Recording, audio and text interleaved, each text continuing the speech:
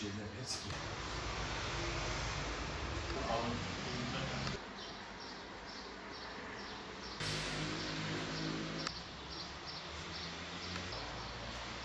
5 milyon yıl, 10 milyon yılda ulaşan, biz bunları tezbih, bileklik, kolye, tablo, aksesuar olarak kullanabiliyor, yapabiliyoruz.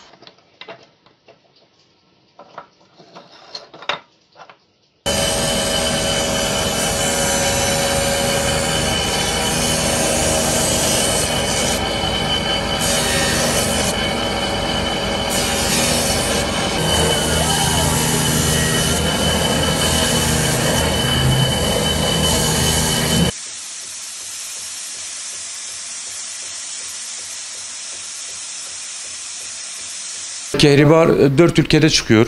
Polonya, Ukrayna, Litvanya, Kaliningrad'da çıkıyor.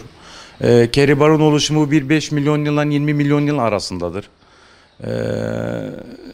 Çok değerli taşlardan oluşuyor. Biz bu Kehribar'dan bileklik, kolye, tezbih yapıp bunu Türkiye, Katar, Küveyt'e dahil olmak üzere pazarlamasını yapıyoruz.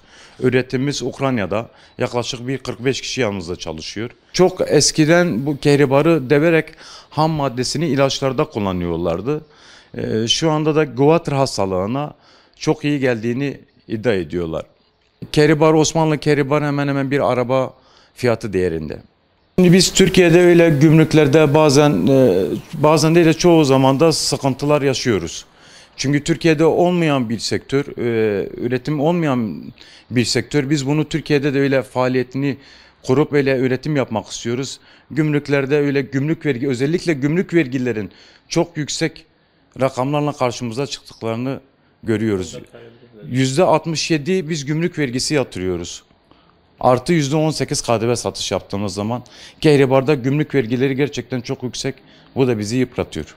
Şöyle gördüğünüz tablolar zaten Türkiye'de üretim yok. Bunları tamamen Ukrayna'da üretip Türkiye'ye ithalatını yapıyoruz. Ama Allah'ın izniyle biz bu sektörü Türkiye'ye de kazandıracağız. Ukrayna'dan bir usta getirerek buradaki arkadaşlarımıza bunu öğretip biz kendi üretimimizi burada yapmayı planlıyoruz. Kehribar'ın beyazı makbuldür. Beyaz ve damarlı. Bu zaman geçtikçe sararır ve kahverengileşecek.